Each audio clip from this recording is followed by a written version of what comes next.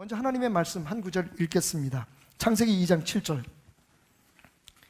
여호와 하나님이 땅의 흙으로 사람을 지으시고 생기를 그 코에 불어넣으시니 사람이 생명이 되니라. 아멘.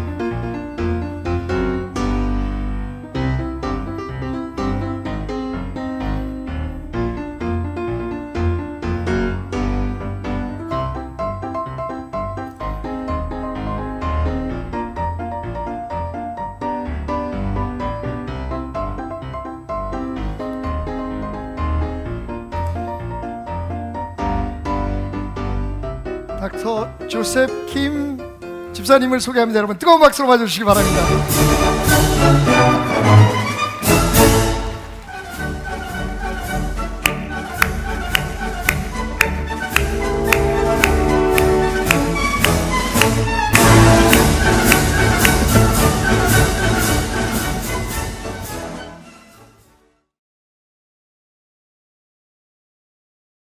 반갑습니다. 네.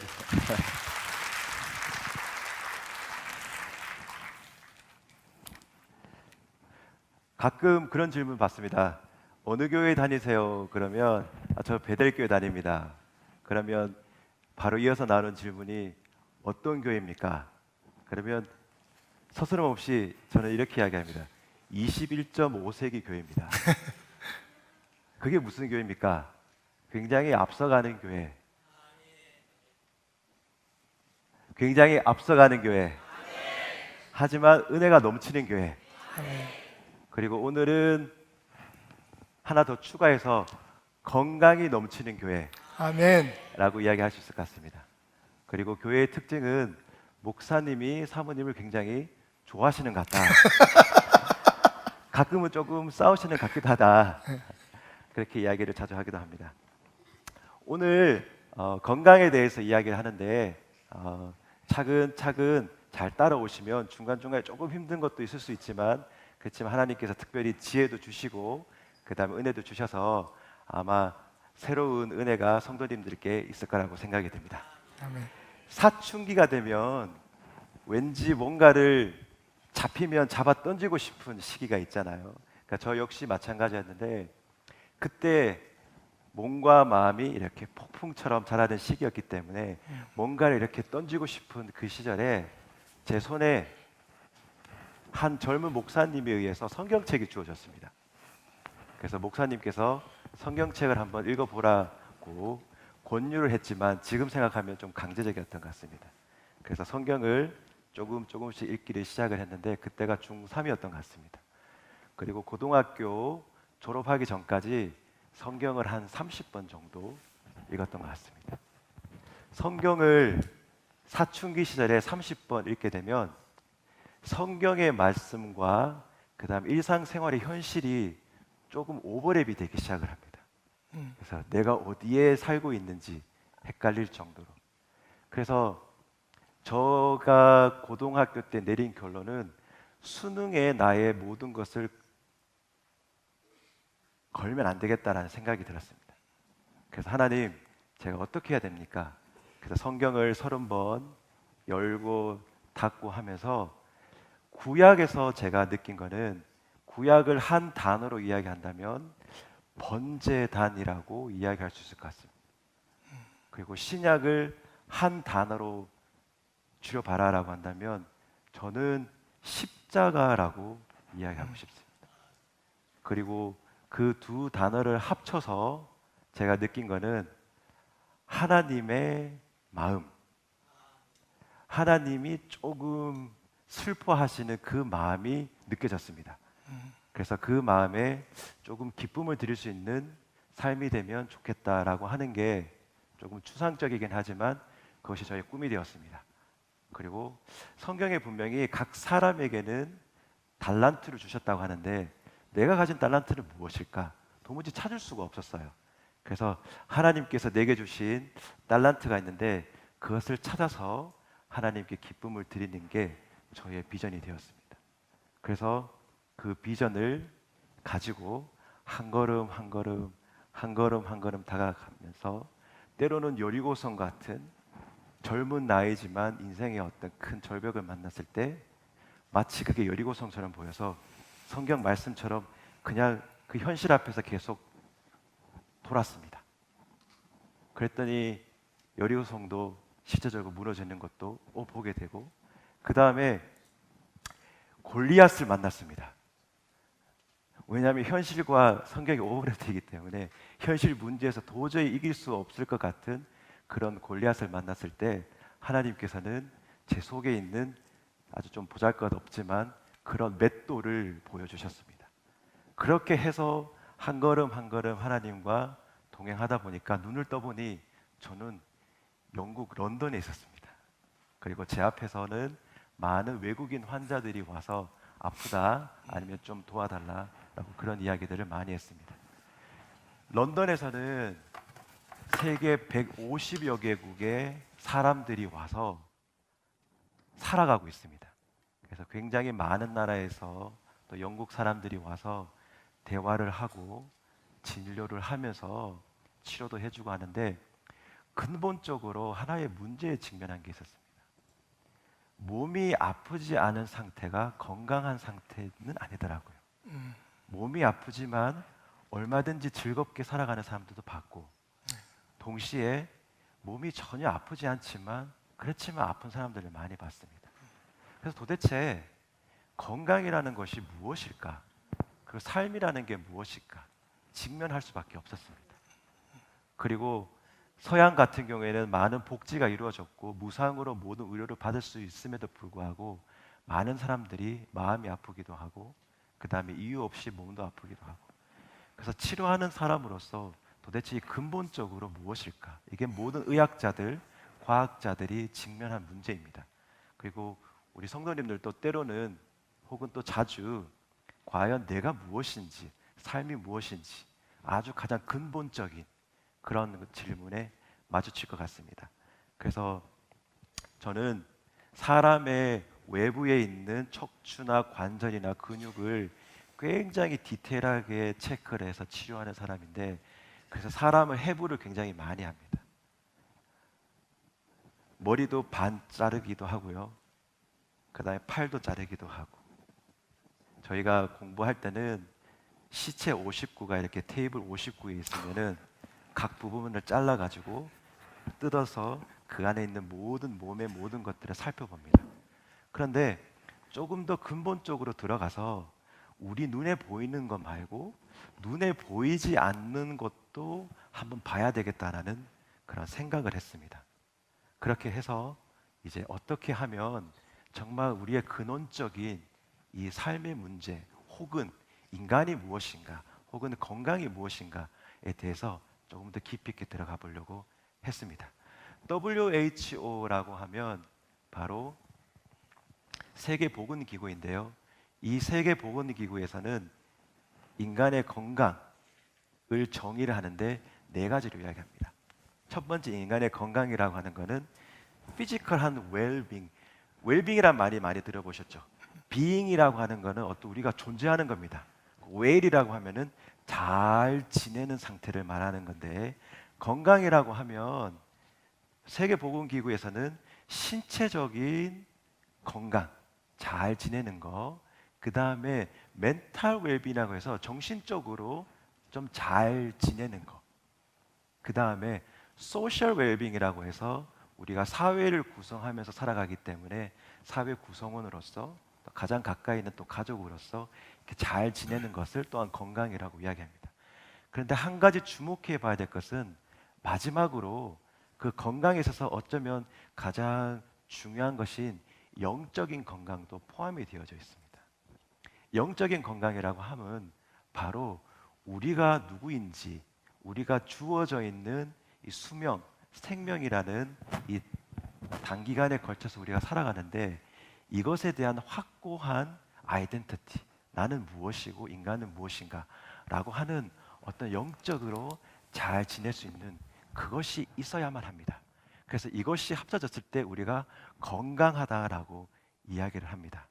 그래서 이 마지막에 영적인 거, 늘 사람들이 찾고 싶어하고 의학을 통해서, 과학을 통해서, 학문을 통해서, 문학을 통해서, 예술을 통해서 뭔가 찾고 싶어하는 그 인간의 근원적인 거, 그것이 무엇일까라고 고민을 했습니다. 그래서 그 고민의 끝에서 운전을 해서 전 세계에서 가장 사람 몸을 잘 연구한다라고 하는 사람들이 모여 있는 옥스퍼드 대학교의 한 컨퍼런스에 참여를 하게 되었습니다. 거기에서는 우리 사람의 몸을 어떻게 나누냐 하면 우리 사람을 계속 쪼개고 하면은 가장 작은 단위를 우리가 세포라고 합니다.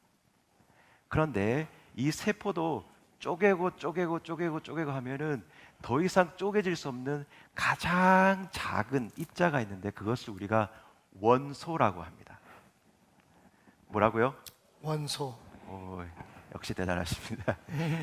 이 원소가 있는데 사람을 만들어내는 사람의 몸을 만들 수 있는 이 재료가 되는 원소가 있는데 사람의 몸을 만들어내는 원소의 종류가 몇 가지가 될까요? 굉장히 많을 것 같죠. 근데 지금부터 잘 따라오시면 우리가 산소가 있잖아요. 산소가 우리 몸 전체의 65%입니다. 그 다음에 탄소가 우리 몸의 18%, 수소가 우리 몸의 10%, 질소가 3%입니다. 퍼센티지 이야기하니까 조금 머리가 아프시죠? 이걸 좀 쉽게 설명드리면 우리 몸이 100만 원이라면 할렐루야. 이해가 빡가요. 65만 원이 산소고 탄소가 18만 원, 수소가 10만 원, 질소가 3만 원.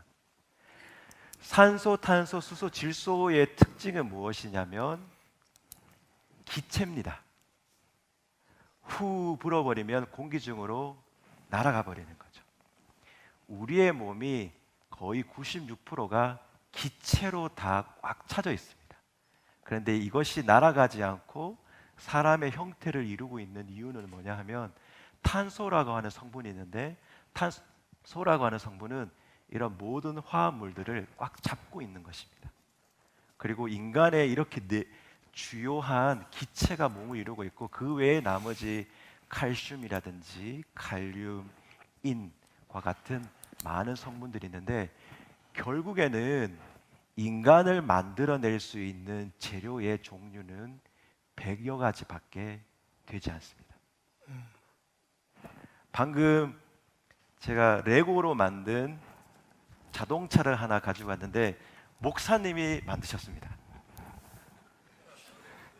1시간 40분 걸렸습니다. 목사님, 이게 예. 개수 말고 예. 요 자동차를 만들기 위한 재료들이 굉장히 많이 있는데 동그란 것도 있고 네. 그다음에 뭐 깃발 같은 것도 있고 그 연결하는 부분. 네, 뭐 예. 철 같은 심도 있고 종류가 몇 가지쯤 될까요? 그 거기에 들어가는 그 부속품이 370개예요. 370개. 예. 370개가 되는 재료들을 이용을 해서 차를 만들었습니다. 근데 사람의 몸을 만드는 재료는 100여 가지밖에 되지 않습니다. 굉장히 단순합니다. 네. 이 부분에 대해서 옥스퍼드 대학교에 모여 있는 많은 학자들이 이야기를 하기 시작합니다. 인간의 이런 수명 동안에 끊임없이 이런 화학 성분들이 만들어졌다가 없어지고 계속적으로 인간의 형태를 만들어내는데 도대체 무엇이 생명이라는 것이 도대체 무엇이길래 이런 레고 하나를 만드는 재료보다도 더 수가 적은 이런 인간의 몸을 재료들을 만드는 이 원소들이 계속 뭔가 이루어질까? 그것이 무엇일까? 그렇게 계속 고민을 하다가 끝났습니다. 그게 끝났습니다. 그런데 그때 저는 한 가지 일이 기억이 났습니다. 바로 저의 친구의 이야기인데요. 한 친구가 전화가 왔습니다. 친구, 나는 꿈이 있어서 지금 더 늦기 전에 뭔가를 도전해 보려고 하는데 많은 사람들이 그 도전을 하지 말라고 한다. 너는 어떻게 생각하느냐? 너의 의견을 묻겠다라고 하더라고요. 그래서 뭐 하느냐? 네가 알다시피 내가 비행기 전투기를 고치는 사람이지 않냐? 그렇다. 이 친구는 비행기 전투기를 고치는 그 메카닉스였습니다.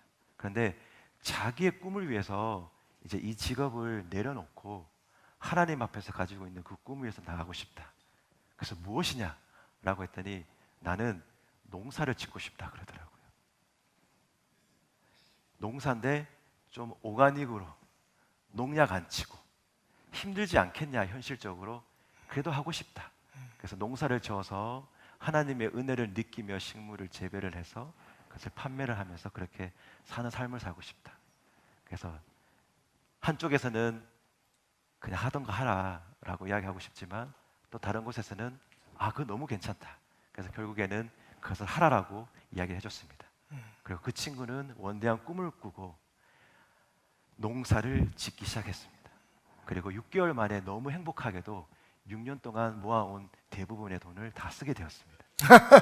그리고 그 친구에게 남은 것은 6년 동안 잘 가꾼 본인의 땅에서 흙이 만들어졌는데 오가닉으로 비료도 주지 않고 농약도 주지 않은 상태에서 6년 동안 땅을 가꾸면 어떠한 일이 있는지 정확하게 제가 한번 가봤습니다. 그래서 친구가 연락이 와서 직접 한번 가봤습니다. 저희가 그 땅의 흙은 아니지만 비슷한 걸 가져왔는데 그 밭에 갔을 때 특징이 있습니다. 모든 논과 밭이 있는데 그 친구의 오가닉으로 만든 밭은 그 넓은 밭의 중앙에 있었습니다. 희한하게 다른 사람들의 땅을 밟고 갈 때는 그냥 가다가 그 친구의 밭에 들어가는 순간 제 발이 30cm가 툭 빠집니다. 땅이 너무 기름지기 때문에 땅이 딱딱하지가 않고 비가 오진 않았지만 굉장히 기름졌습니다. 그리고 그 친구가 이야기하기를 땅의 냄새를 한번 맡아보라고 하더라고요. 그래서 땅에 흙을 잡고 이렇게 들어서 냄새를 맡았더니 흙 냄새가 그렇게 좋을 줄은 몰랐습니다. 그런데 여기에서 그 다시 옥스포드 영국으로 넘어가면요 무슨 일이 있었냐면 이 한 줌에 굉장히 좋은 오가닉 땅, 이 땅 안에 이 흙 안에는 인간을 만들어낼 수 있는 모든 종류의 화합물들이 이 흙 안에 다 있습니다. 이 한 줌의 흙을 가지고 이 안에 있는 원소들을 다 뽑아내서 레고를 만들듯이 조립을 하면 완벽하게 우리 인간을 만들어낼 수 있습니다. 그러면 우리 인간과 그 다음에 이 레고의 차이는 별로 없습니다. 화학적으로 보면. 그러면 도대체 인간이라는 것이 무엇일까요? 그리고 우리가 어떻게 이것을 해석을 해야 될까요? 그때 말씀이 생각이 났습니다. 우리 여기 있는 말씀을 다 같이 한번 읽어보도록 하겠습니다. 시작. 여호와 하나님이 땅의 흙으로 사람을 지으시고 생기를 그 코에 불어 넣으시니 사람이 생명이 되니라. 창세기 2장 7절 말씀. 창세기 2장 7절 말씀이 옥스포드 대학교에서 갑자기 생각이 났어요. 갑자기 가방에 있는 성경책을 펴서 딱 펼쳤습니다. 도대체 사람이라는 게 무엇일까? 이 화학이라는 것이 무엇일까라고 해서 가장 똑똑한 사람들이 모였다는 곳에서 그냥 결론 없이 다들 차 마시고 끝나는 상황에서 말씀을 붙잡고 생각이 났습니다. 하나님께서 땅, ground, 땅에 dust라고 하면은 우리가 티끌이라는 뜻도 있고 땅 표면에 있는 작은 알갱이라는 뜻인데 여호와 하나님이 땅의 흙으로 사람을 지으시고 레고를 조립하듯이 하나님의 창조의 힘으로 사람을 지으시고 그런데 그대로 두지 않으시고 하나님께서 하신 일이 있는데 그 코에 하나님께서 하신 일이 무엇을 불어넣으셨다고 하시죠? 생기. 생기. 영어로 하면 the breath of life라고 하는데 life 생명이고 breath라고 하면은 바람이란 뜻입니다. 하나님께서 그 사람의 몸에 생명의 바람을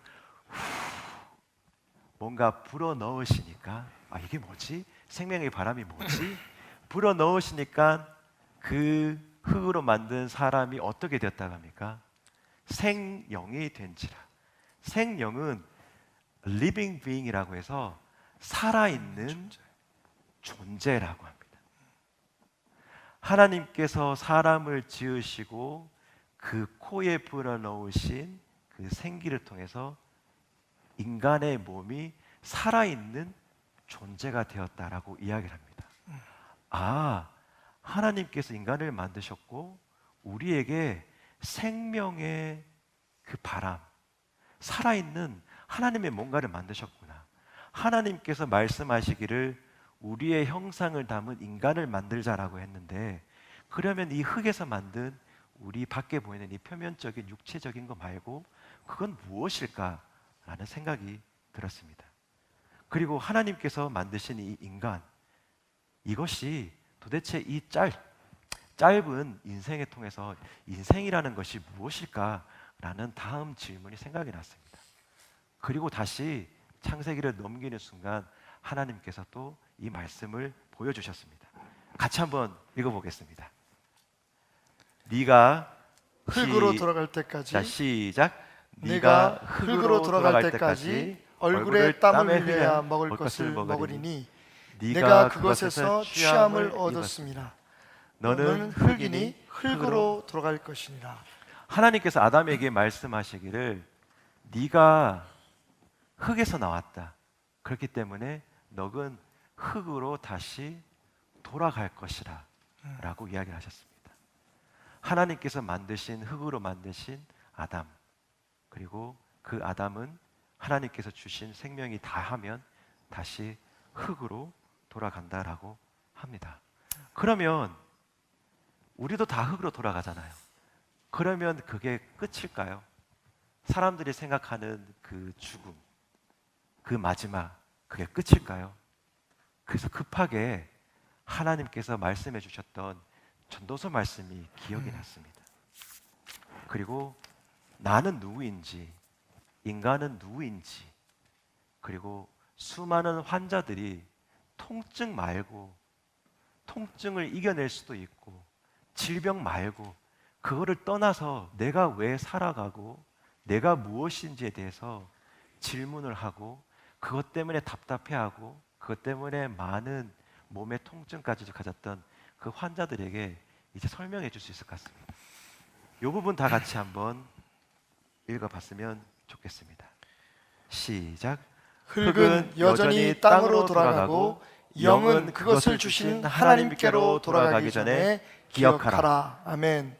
이 말씀을 보면서 깜짝이 놀랐습니다.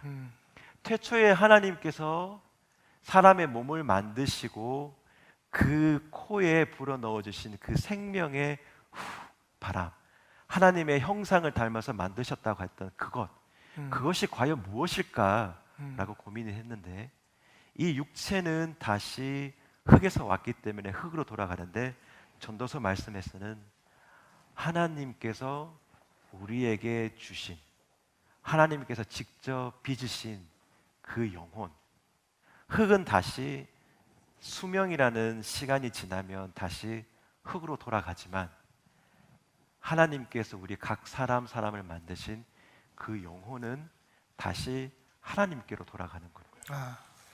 하나님께서 각 사람에게 만드신 그 영혼은 죽지 않고 또한 죽을 수 없고 하나님을 닮았기 때문에 영원히 존재할 수밖에 없는 우리 각 사람에게 주어진 그 영혼은 결국은 하나님께로 돌아가는구나 라는 것을 알게 되었습니다. 하나님께서 만드신 이 영혼이 우리를 살아가게 하는구나. 하나님께서 우리에게 주신 이 영혼이 하나님께 주신 이 땅에서의 삶 동안에 생명의 수명이라는 그 기간 동안에 끊임없이 이 화학적인 덩어리가 계속적으로 재생을 하고 수명을 연장해서 살아가게 하지만 언젠가 하나님께서 우리에게 주신 삶을 다할 때는 하나님께서 오라라고 하시면 그때 우리의 육체는 다시 흙으로 돌아가서 96%가 되는 그 공기 성분은 다시 바람으로 공기로 날아가고, 그리고 나머지 4%가 되는 그 화학적인 것들은 다시 흙으로 돌아갈 수밖에 없겠구나라는 것을 알게 되었습니다. 우리가 건강에 대해서 이야기를 할 때 우리가 누구인지, 그리고 우리가 어떠한 수명 가운데서 어떻게 살아야 되는지, 그리고 왜 우리가 중요한지에 대해서 알아야지만이 그 첫 단추가 맞춰줘야 되지만이 우리가 건강한 삶을 살 수가 있습니다. 때로는 마음이 아프기도 하고 육체가 아프기도 하지만 내게 주신 이 생명은 하나님이 주신 것이기 때문에 이 몸과 마음을 소중하게 생각하고, 아멘. 내가 살아가는 이 삶이 끝나면 그냥 끝나는 것이 아니라 하나님께서 기다리시는 그곳이 있기 때문에 내가 이 영혼으로 행복하게 즐겁게 살아갈 수 있는 겁니다. 그래서 어떤 질병이 와도, 어떤 문제가 와도 견디기가 조금 힘들 수 있고 어려울 수도 있지만, 또한 마음의 병이 생겨서 지칠 수 있지만, 그렇지만 내 삶의 끝이 어딘지 알기 때문에 우리가 흙으로 가고 공중으로 날아가 버리는 그러한 쉬운 존재가 아니라, 그것은 없어지더라도 하나님께서 만드신 그 영혼은 변함없다라는 것을 알 때에 우리가 정말 인생을 신나게 생기발랄하게 살 수 있을 거라고 생각이 됩니다. 그러면 어떻게 살아야 될 것인가? 환자들한테 그러면 내가 어떻게 살아야 됩니까? 라고 묻는다면 어떻게 대답을 할까? 그래서 전도서 마지막 말씀에 그것이 나와 있더라고요. 자, 다 같이 한번 이 마지막을 한번 읽어보도록 하겠습니다. 시작. 이래 결국을 다 들었으니 하나님을 경외하고 그의 명령들을 지킬지어다. 이것이 모든 사람의 본분이니라. 아멘. 과학자들에게 제일 힘든 것은 무엇이냐면 결론 내리는 겁니다. 내가 연구해서 이렇게 하니까 아마 이럴 것이다. 우리는 가능성에 대해서 이야기하지 그 어떤 누구도 진리에 대해서 결론을 내릴 수 없습니다. 그런데 성경에서는 정확하게 결론을 내립니다. 하나님을 경외하고 하나님이 살아계시고 하나님께서 우리에게 생명을 주셨다는 것, 그 사실을 알고 하나님을 경외하면서 살아가는 것이, 이것이 인간이 가지고 있는 본분, 곧 이것이 인간의 의무이다라는 것을 하나님께서 이야기하셨습니다. 그리고 하나님께서는 이렇게 하나님을 경외하면서 살아갔을 때 실제적으로 우리 육체에 어떠한 면역력을 키워주시는지를 성경에서 말씀을 분명히 하셨습니다. 그리고 그것이 과학적으로, 의학적으로 나타났습니다. 그것은 다음 주에 얘기할 겁니다. 다음 주에 빠지시면 안 됩니다. 그래서 말씀을 드리고 싶은 것은 우리가 좀 특별하다라는 것을 좀 알고 갔으면 좋겠습니다. 정자와 난자라고 하는 두 세포가 만나서 화학 반응을 이루어서 많은 세포를 만들어서 결국에는 하나의 태아를 만들고 사람을 만들고 수명이라는 시간 동안 살아가지만, 우리의 존재의 아이덴티티, 우리의 근본은 바로 하나님이십니다. 아멘. 사람을 만드실 때 분명히 태초에 하나님께서 아담을 만드실 때 그 빚으셨던 그 영혼, 생명의 바람을 불어주셨던 그것은 여전히 우리에게도 분명히 일어나고 있고, 그리고 우리 속에는 그 어떤 누구도 해할 수 없는 하나님이 만드신, 하나님을 닮은 우리의 영혼이 있습니다. 아멘. 그래서 하나님께서는 그 한 영혼을 찾기 위해서 그렇게 이 땅에도 오셨고, 또한 때로는 아프리카로 저희를 보내셔서 한 영혼을 구하라고 이야기하셨던 것 같습니다. 그래서 우리가 하나님 앞에서 떳떳하고 자신감 있게 그렇게 나갔으면 좋겠습니다. 아멘. 때로는 우리가 죄를 짓지만 너 누구야? 라고 했을 때 나 하나님이 만드신 영혼이 있는 사람이다. 그렇게 자신 있게 나갔으면 좋겠습니다. 마지막으로 좀 더 실제적으로 오늘부터 우리 베델교회 성도님들께서 가지고 가셨으면 좋겠는 거 마지막으로 이야기하고 내려가도록 하겠습니다. 그림에서 보시면 사람의 뼈가 있고요. 요 안에 여기 보면은 요게 심장입니다. 같은 그림인데 심장은 심막으로 이렇게 덮여져 있는데 그 심막이 어디에 붙어 있냐면은 척추, 경추부터 흉추까지 일부분에 붙어져 있습니다. 심장이 달려져 있습니다. 그리고 옆에 있는 그림을 보시면 여기에 있는 것이 횡격막입니다. 우리가 숨을 쉴 때 횡격막이 이렇게 움직이고 그 힘에 의해서 심장이 박동하는 것을 많이 도와줍니다. 그리고 심장을 감싸고 있는 심막과 그다음 인대가 이렇게 경추에 달려서 우리가 목을 이렇게 움직일 때마다 심장이 뛰는 것을 도와줍니다. 가족력에 고혈압이 없음에도 불구하고 혈압이 갑자기 좀 높아지신 분들은 물론 스트레스도 있지만 목을 너무 앞으로 숙이게 되면 저기 심장을 감싸고 있는 인대가 많이 긴장을 하게 돼서 심장에 압박을 줍니다. 가장 대표적인 분이 가까이에 계시죠. 그래서 때로는 성도들 때문에 기쁨도 받지만 상처도 있으시고 그리고 피아노 치시면서 저는 늘 보거든요. 저러시면 안 되실 텐데 앞으로 숙이시고 그래서 앞으로 목사님을 보시면 어깨 좀 펴라, 고개 좀 펴세요. 옆에서 봤을 때 좋은 자세라고 하면 어깨하고 여기 귓볼이 있잖아요. 귓볼이 옆에서 봤을 때 일직선상에 되어야 돼요. 그래서 컴퓨터 한다고 여러 가지 한다고 또 아기를 키우시는 분들은 모유 수유한다고 자꾸 앞으로 숙여주는데 그렇게 너무 숙이지 마시고 당당하게 좀 어깨도 좀 펴시고 그 다음에 우리를 만드신 하나님 생각하면서 그렇게 당당하게 가슴 펴고 머리 똑바로 세우고 그렇게 살아가는 우리 베델교회 성도님들 그리고 목사님이 되셨으면 좋겠습니다. 감사합니다. 집사님 잠깐만. 아, 집중력 최고네요, 그죠? 네, 박태남 목사 설교하는 것보다 훨씬 더 집중을 잘하시는데 그 오스테오패티 네. 1호 네. 의사시잖아요, 대한민국에. 이게 이렇게 좋은 게 왜 들어오지 못하는지 저는 좀 그게 궁금해요. 우리 한국에서는 아직까지 조금 빠른 것을 원하잖아요. 허리 아프면은 뭐 주사 맞아, 맞으면 주사 되죠. 맞고, 뭐 약 먹죠. 항생제 맞고. 네, 수술하죠. 네. 항생제 먹죠. 아, 그러니까 장사가 안 되는구나. 이게. 네, 그렇죠. 그래서 하나님께서 주신 이 몸이 음. 스스로 치료할 수 있는 힘이 굉장히 많습니다. 그래서 우리가 하나님이 주신 몸을 이용할 수 있으면 최대한 이용하고 그다음 응급한 상황에서는 또 수술해야 되는 상황에서는 또 수술도. 제가 여쭤보는 것도 마찬가지인 게 교회도 그런 것 같아요. 교회도 이렇게 막 당장 기도받아서 벌떡 일어나고 뭐 문제가 막 예언받아서 해결되고 사실은 그것도 굉장히 중요한 거잖아요, 그죠? 네. 이게 뭐 의학 다른 의학도 다 중요하지만 근데 사실은 근본적으로 내가 누구냐 지금 하신 것처럼 그죠? 우리는 어떻게 만들어졌고 어떻게 살아야 되느냐 이걸 깨달아서 하나님이 원하시는 모습으로 돌아가는 것. 네. 시간이 걸리지만 참고 기다려야 될 과정이 아닐까. 여러분 우리 김영호 집사님 위해서 계속 기도해 주시고요. 지금 사당동 쪽인가요, 그죠? 거기가 어디지? 정확히? 교대. 교대 입구에 그 병원이 있으면 제가 그 여러분 김영호 집사님 페이스북 들어가면 그 병원도 있고 여러분 할 수 있는데 제가 이제 한번 가봤어요. 예, 가봤는데 외국 손님들이 이렇게 많더라고요. 거의 외국 손님들이죠 지금. 네, 저는 일주일에 6일을 영어만 쓰는데 한국에 살고 있는 한 47개국 47개국 국가의 사람들 외국인들이 와서 진료를 받고. 제가 가려고 전화를 했더니 전화로 받더라고요. 그래서 깜짝 놀랐어요. 네, 영어로. 예. 네. 자, 김병호 집사님이었습니다. 여러분 뜨거운 박수 네, 다시 한번 축복해 주시고 다음 주 그 다음 주가 계속 기대가 됩니다. 집사님 감사합니다.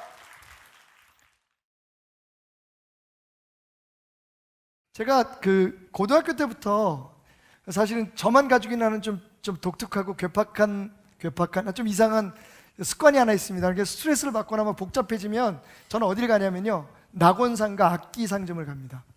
한번 가보세요. 진짜 신기합니다. 정말 그 보면 피아노들이 아주 오래된 피아노들이 다 썩은 피아노들이 들어와서 거기서 깨끗해. 그래서 제가 미국 가기 전에는 거기서 피아노 조율하는 것도 쫓아다니면서 배우고 그랬어요. 그러면서 이게 낙원상가 악기점이 굉장히 진짜 인간의 모든 모습을 다 볼 수 있는 또 새로운 현장인 것을 알았는데 지난 5월 5일 날 제가 그냥 그 설교 준비도 하면서 이런저런 생각을 하다가 낙원상가에 갔습니다.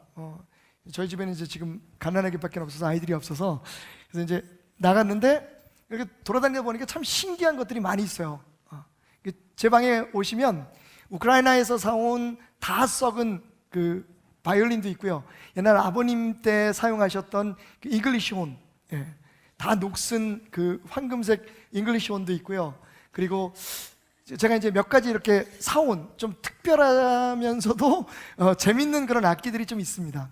요번에 악기점을 들렸는데 그 모 악기점이라고 제일 큰 악기점에 들어갔어요. 들어가서 이렇게 저렇게 둘러보다 보니까 그 선반 위에 지금은 아주 깨끗하게 씻었습니다만 이런 그 물방울형인 도자기가 있는 거예요. 악기점에. 처음에 생각할 때는 제가 이게 무슨 뭐 그냥 인테리어 그런 소품인가 보다 생각을 했어요. 근데 그 옆에 그 오카리나라고 아십니까 여러분? 이탈리아 말로 그 오리라는 의미를 가지고 있는 오카리나라는 악기들이 있는데 다 그 흙으로 빚은 거예요. 원래는 요새 이제 플라스틱으로 만들긴 합니다만. 근데 그것들과 함께 있어서 제가 물어봐서 저게 뭐냐 그랬더니 이게 오카리나네요. 그러냐고. 근데 왜 저렇게 먼지 있는 데로 그대로 있냐 그랬더니 어떤 손님이 이거를 가지고 이제 예쁘니까 이렇게 가지고 놀다가 그만 떨어뜨려 가지고 위가 깨져버린 거예요. 그러니까 아무도 이제 안 사는 거죠. 그 사람은 이게 15만 원짜리인데 아무도 안 산대요. 그래서 모양이 너무 예뻐서 버리기도 아깝고 해서 거기다 이렇게 해놨다고. 그래서 제가 그걸 사겠다 그랬어요. 얼마 주겠냐 했더니 3만 원에 주겠대요. 그래서 왜 이걸 사시려고 그러네요. 그래서 불면은 소리가 달라지는 소리는 전혀 달라지지 않는데요. 근데 깨지니까 사람들이 딱 깨끗한 것만 살라고 그러지 이건 안 사간다는 거예요. 그러면 그 악기의 주인은 접니다 라고 사가지고 검정 비닐봉지에 싸가지고 돌아오는데 제 마음이 너무 행복했어요. 마치 이게 제 모습 같더라고요. 하나님 참 이렇게 예쁘게 만드셨는데 그만 제 실수로 제 삶에 흠집이 나고 깨어졌어요. 거기다 이 구멍들 보이시나요? 이건 김집사 때문에 뚫린 구멍이고 이건 김정의 사모 때문에 난 큰 구멍이고 여러분 앞에 보이는 것만 아니고 뒤에도 구멍이 많아요. 제가 삶에 이렇게 흠이 많은 존재인데 저처럼 누군가 그거 내가 갖고 싶어요. 그거 절 주세요. 그 주인이 그 악기점 주인이 이걸 팔면서 그러더라고요. 아이고 그러니까 세상 모든 거엔 다 주인이 있다니까요. 임자가 있어요. 그러면서 되게 흐뭇하게 이 악기를 저한테 줬습니다. 여러분 그냥 흙덩이입니다. 예쁜 흙덩이에요. 그런데 뜻하지 않게 깨지고 구멍이 나고 제가 집에 가져와서 한번 불어봤습니다.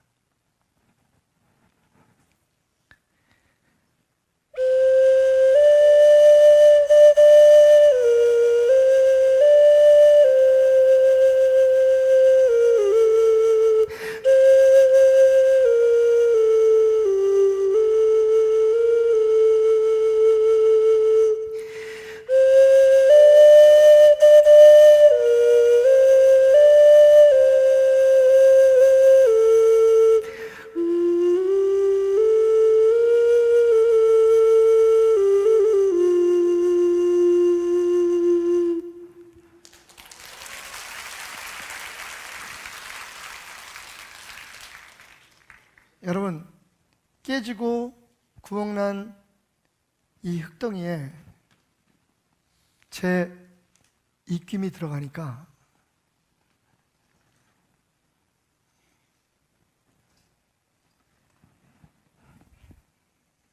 이런 울림이 아름다운 멜로디가 돼서 흘러나오네요. 거기에 조금만 노력을 하면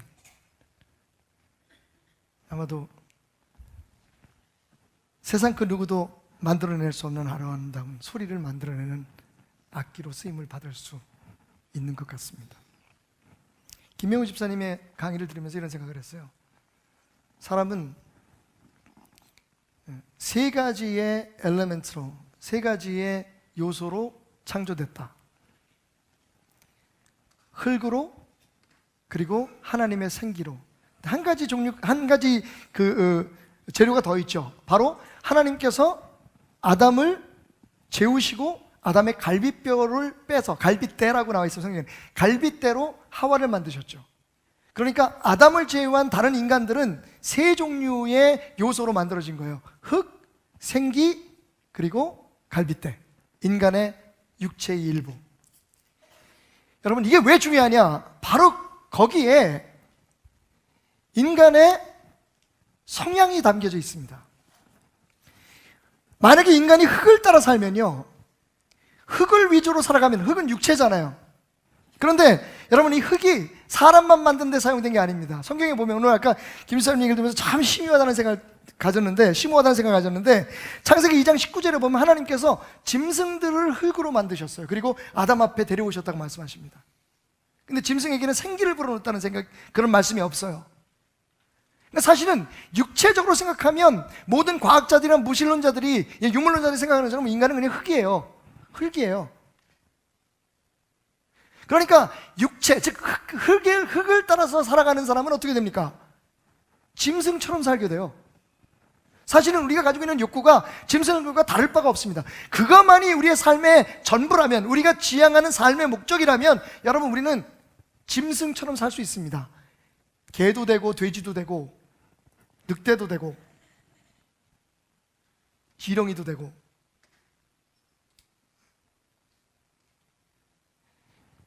그런데 여러분, 만약에 우리가 또 다른 우리 인간을 창조한 요소인 갈빗대를 따라 살면 어떻게 될까요? 갈빗대는 아까 WHO에서 말하는 4가지의 그런 건강 상태 중에 social well-being이 있습니다. 그죠? physical, mental well-being은 흙의 요소에 포함된다면 social well-being은 갈빗대에 근거한 것 같아요.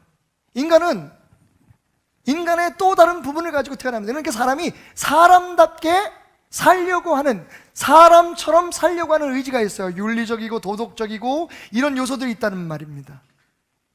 그러니까 짐승처럼 살지 않더라도 갈빗대만 믿고 살아가는 사람, 갈빗대를 삶의 목적으로 살아가는 사람은 어떻게 됩니까? 그냥 사람같이 사는 거예요. 그 이상도 그 이하도 없어요.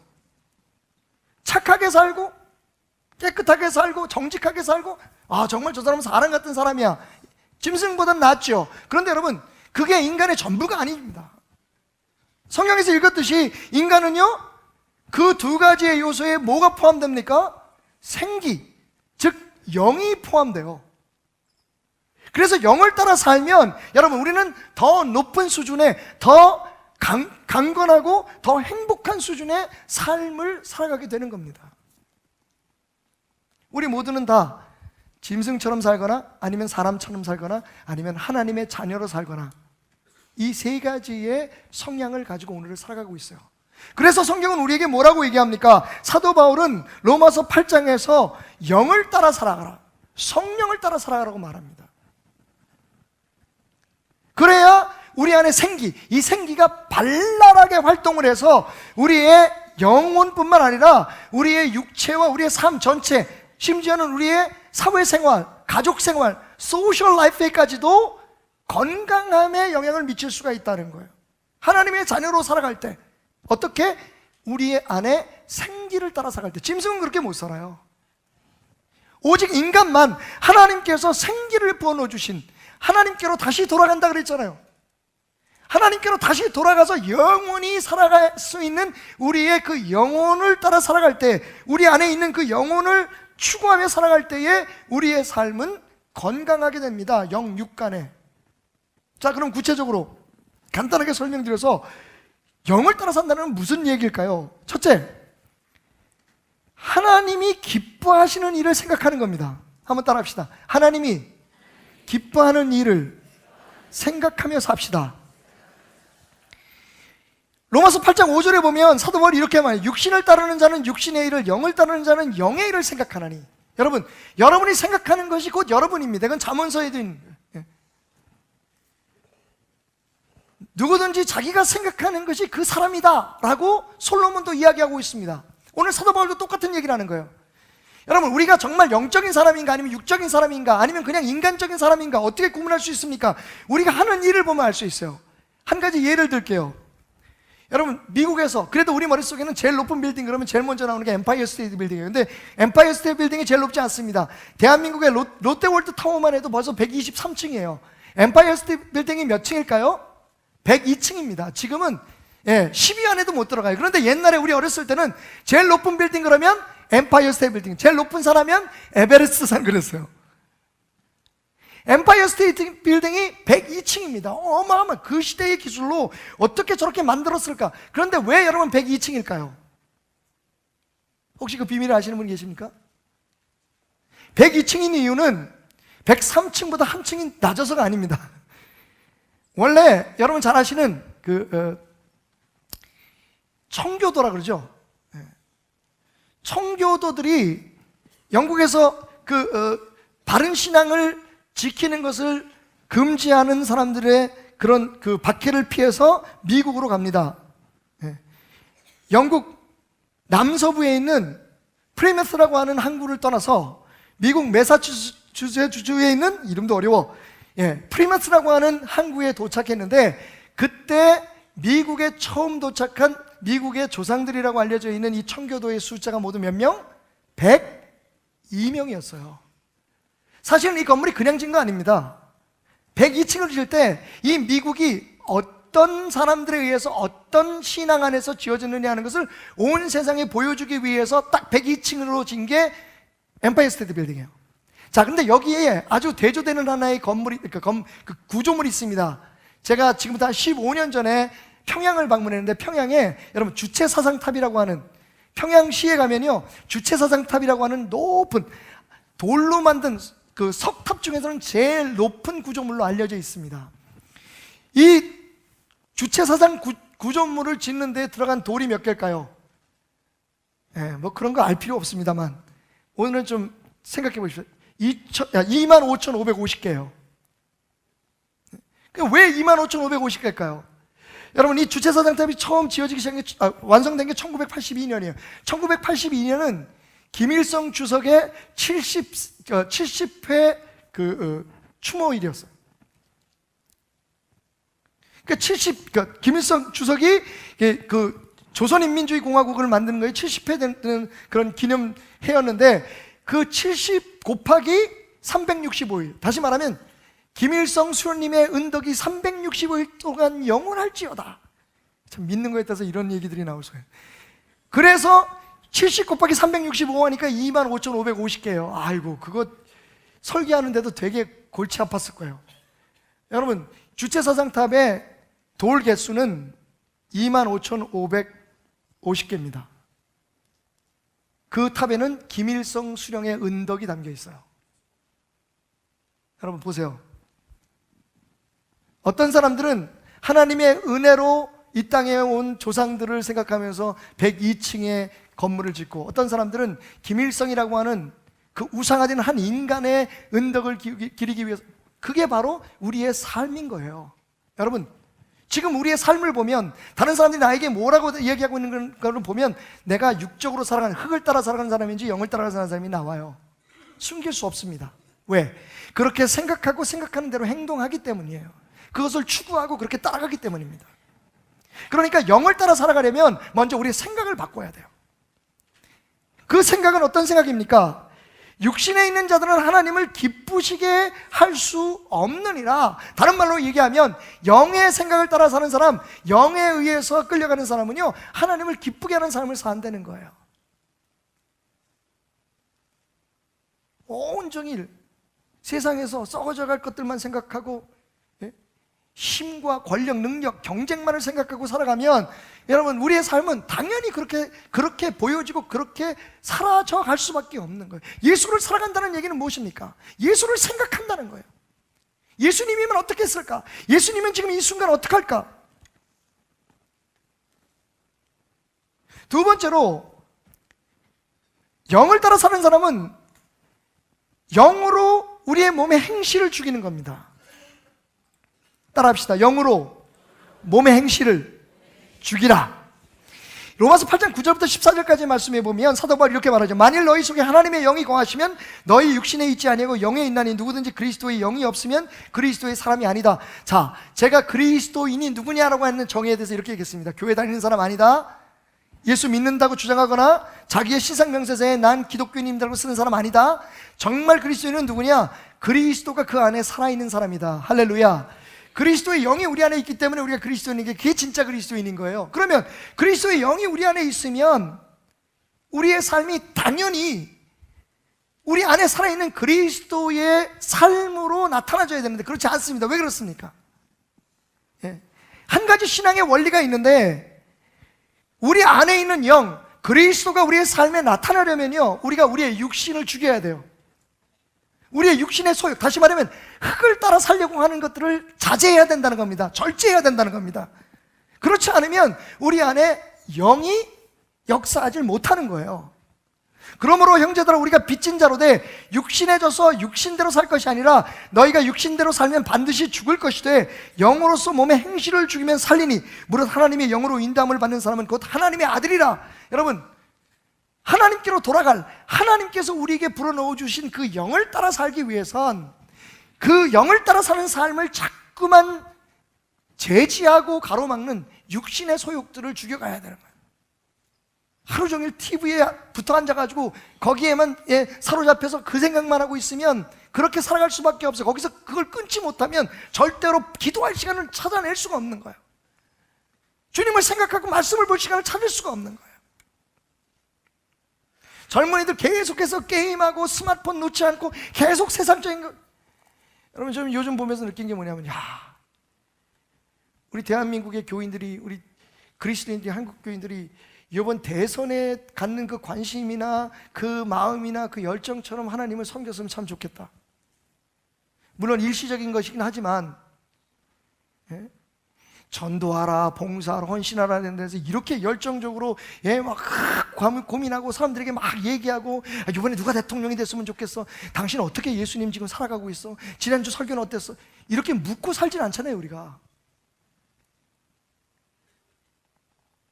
게임에 빠지고 컴퓨터에 빠지고 세상에 빠지고 술에 빠지고 그러면 우리 안에 있는 영을 따라 살 수가 없어요. 그건 육을 따라 사는 겁니다. 제일 잘하는 게, 그래서 제일 잘할 수 있는 게 결국은 사람들에게 칭찬받는, 저 사람 참 훌륭한 사람이야, 인간적으로 인정받는 것 이상은 할 수가 없는 거예요. 하나님 앞에 인정받는, 하나님의 자녀가 되는 사람은 영이 살아있고 그 영을 따라 사는 사람입니다. 육신의 행실을 죽여야 돼요. 자, 그런데 문제가 있습니다. 이거 할 수 있나요? 안 돼요. 어렵습니다. 될 것 같으면 노름 중독 걸린 사람 없고 술 중독 걸린 사람 없고, 정말 우리가 상상하는 사람, 아니 인간이 어떻게 저런 짓을 할 수, 그런 사람 없을 거 아니에요. 그래서 세 번째 뭐라고 사도 바울은 얘기하냐면 성령 안에서 할 수 있다고 믿으라는 겁니다. 영을 따라가는 것이 그 능력조차도 우리의 힘으로 되는 것이 아니라 하나님께서 도와주신다는 겁니다. 할렐루야.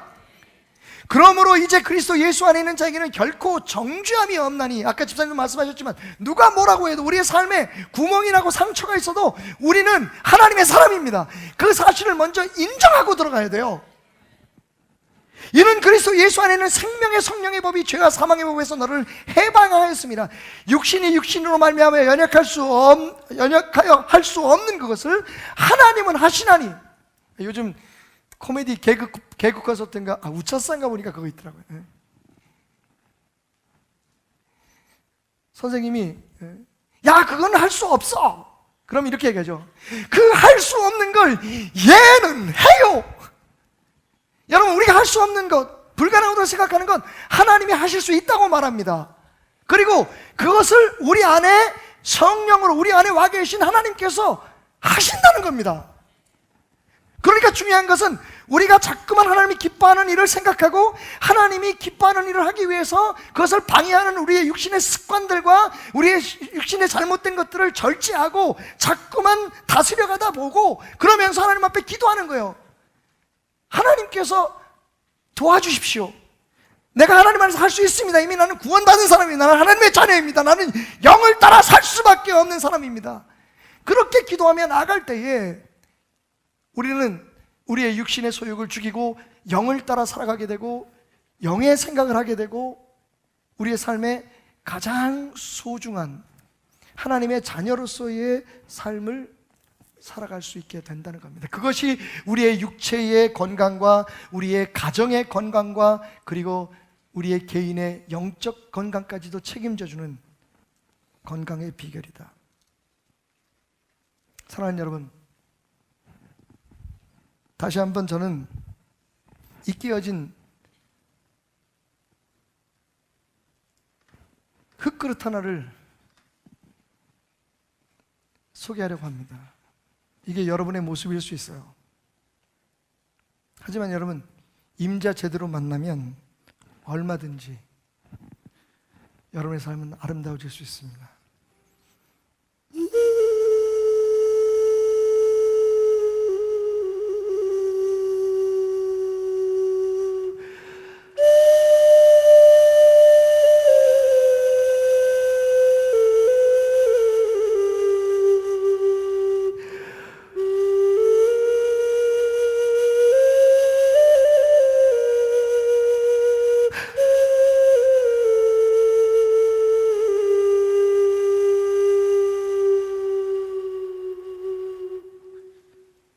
오늘 하나님께서 여러분에 있는 생기로 여러분의 삶을 연주하려고 하십니다. 할 수 있다고 말씀하십니다. 우리가 할 수 없다고 생각하고 어쩔 수 없어, 우리 육신의 필요가 있는데, 우리가 소시할 필요가 있는데 그냥 이렇게 올려 살고 이렇게 살다가 죽는 거지. 그냥 하나님이 조금만 도와주셔서 내가 좀 더 편안하게, 내가 좀 더 이 세상에서 잘 되게만 해주셨으면 좋겠어. 주님은 말씀하십니다. 나는 내 안에 생기가 발랄하게 일어나기를 원해. 그래서 오늘도 나는 너의 안에 나의 성령을 불어넣으리라. 기대가 됩니다. 하나님 말씀 안에서 우리가 살 길을 찾고, 무엇보다도 우리 자신의 건강뿐만 아니라 우리의 가정이, 교회가, 사회가 건강해지는 길을 한번 찾아보십시다. 기도하겠습니다. 우리 주기도문 우리 같이 고백하고 나아갑시다. 고백합시다. 하늘에 계신 우리 아버지여, 이름이 거룩히 여김을 받으시오며 나라의 임하옵시며 뜻이 하늘에서 이루어진 것 같이 땅에서도 이루어지리라. 오늘날 우리에게 일용할 양식을 주옵시고 우리가 우리에게 죄진 자를 사하여 준 것 같이 우리 죄를 사하여 주옵시고 우리를 시험에 들게 하지 마옵시며 다만 악에서 구하옵소서. 대개 나라와 권세와 영광이 아버지께 영원히 있사옵나이다. 아멘.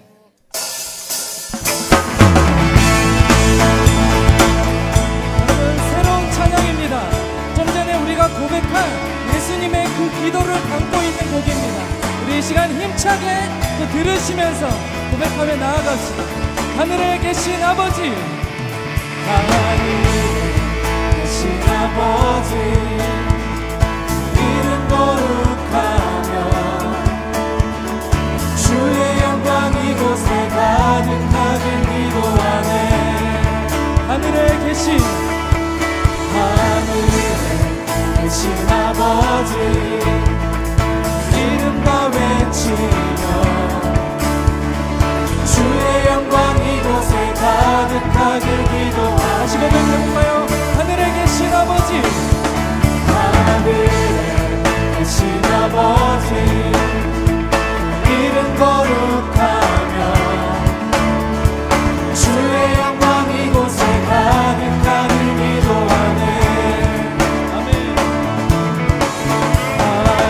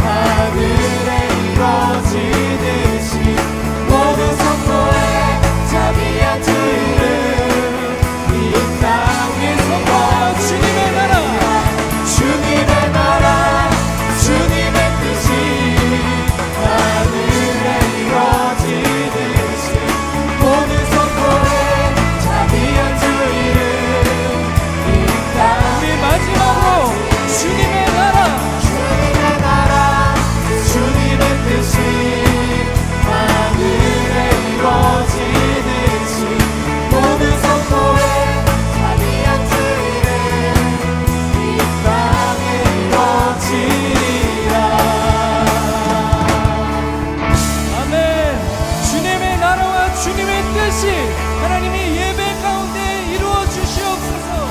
네.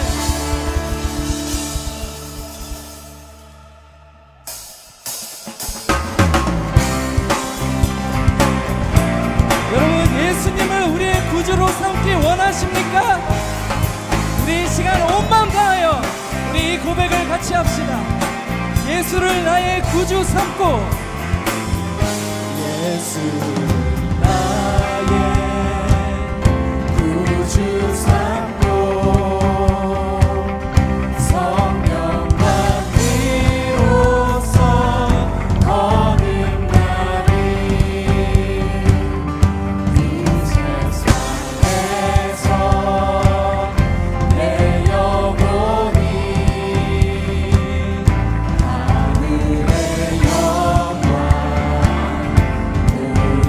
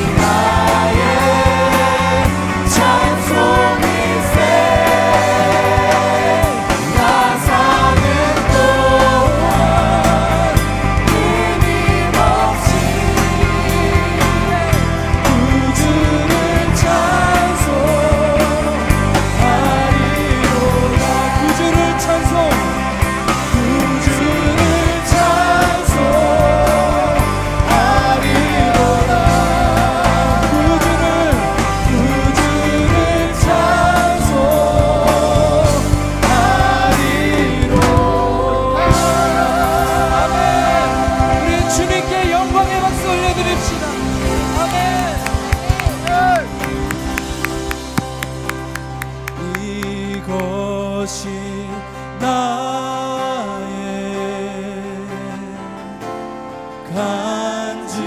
간증이요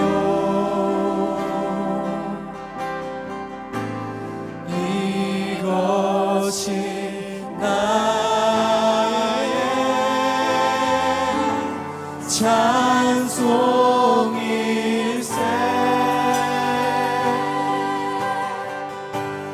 나 사는 동안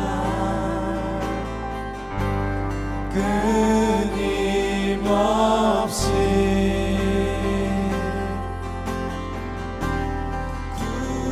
구주를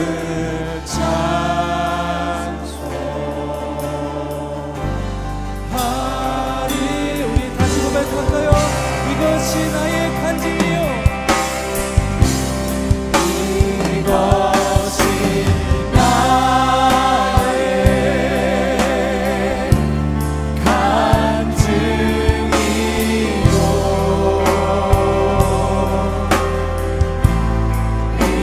이것이 나의 찬송일세 나 사는 동안 끊임없이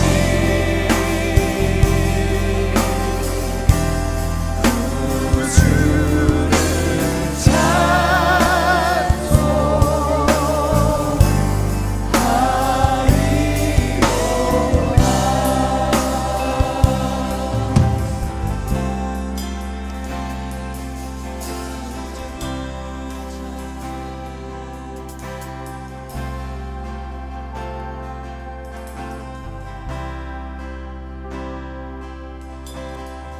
내 안에 가장 귀한 것 내 안에 가장 귀한 것 예수를 알미라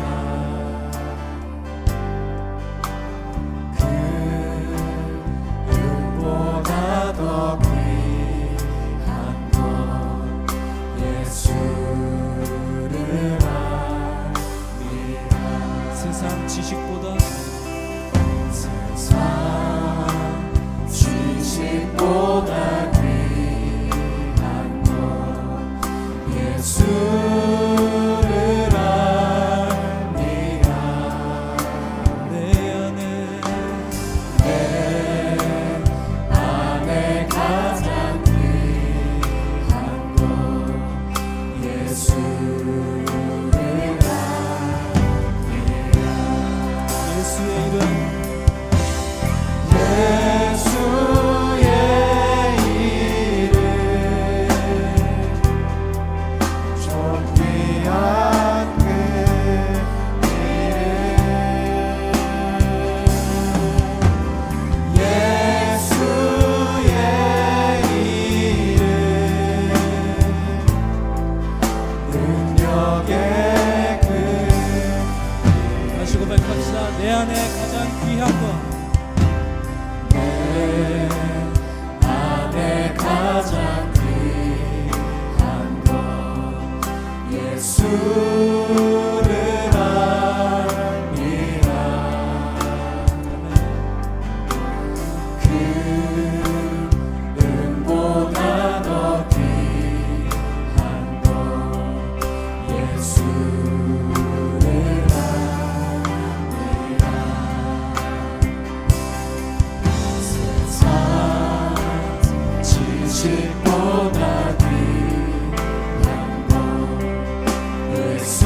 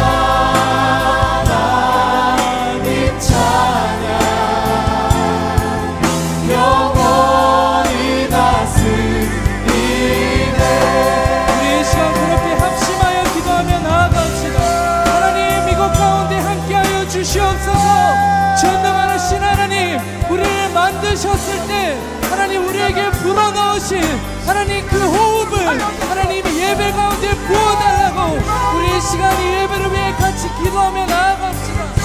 하나님 이 예배를 다스려 주시옵소서. 전능한